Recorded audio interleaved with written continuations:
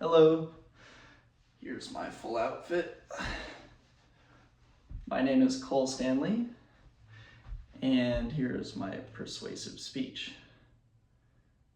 Imagine having to pay extra to simply stream YouTube, load Netflix, maybe even to access one of your many favorite sites. Whatever it is you do on the internet, whether it's doom scrolling or social media or school related things, or sending funny cat videos to your friends and family, that all requires a free and equal internet to all. Now, that entails net neutrality. And the 2017 repeal of federal net neutrality is a major step in the incorrect direction for equal internet, and Congress must act to restore net neutrality. So, I have thoroughly researched how net neutrality policies work. Also, I have examined Federal Communications Committee decisions, as well as the aftermath that we are currently living in today of that fateful decision. Firstly, I will explain what net neutrality is and what the repeal has actually allowed to happen. Second, I will show the impact on the consumer and smaller businesses, as well as the innovation it has impacted daily. And I will finally explain how restoring net neutrality through federal legislation is possible and it is necessary. So let's start by defining net neutrality. Net neutrality is the principle that an internet service provider must treat all data equally, which means no blocking of websites or apps, no throttling or slowing down certain services. So a great example would be streaming services. No paid priority or faster data for certain services. Hence, basically, if you can afford it, you will get better services for your service. So, what changed in 2017? The Federal Communications Committee rolled back the Open Internet Order, leading to internet service providers being reclassified under a less strict set of rules. Companies such as Verizon, AT&T, and Comcast gained more control over internet traffic. This is very scary to think about. Now, back in the day, back in 2015, 997 voters were thoroughly, like they were given for and against arguments of net neutrality. They were educated on the topic, as I am trying to do to you all now. And then they were able to vote on what people think should actually happen with net neutrality. Now, all representatives voted against the repeal of net neutrality. And as you can see, Republican, Democratic, and Independents all voted in the same way. Majority was against this idea of repealing net neutrality, which is very interesting given the polarization of the political climate today.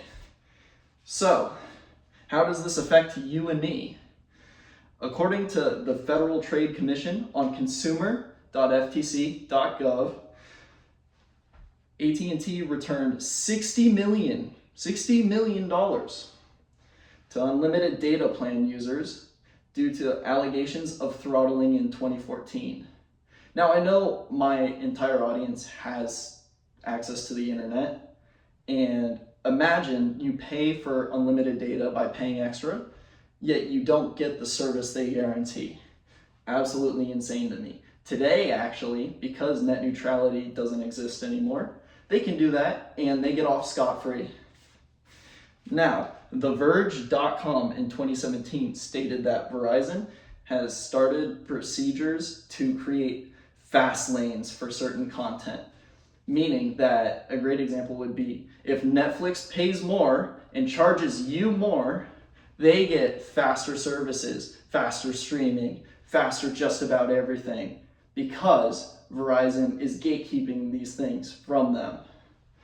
Now, in 2015, Verizon created Freebie Data 360, which is something you can look up today, actually, allowing content providers to pay Verizon so their content would not count against users' data caps, which is mind-boggling. It feels like a mafia moment where do this and you get protections almost. This forced companies to pay extra for benefits. And unequal access hurts low-income and rural communities the most because they can't afford these little extra price hikes that are constantly happening today.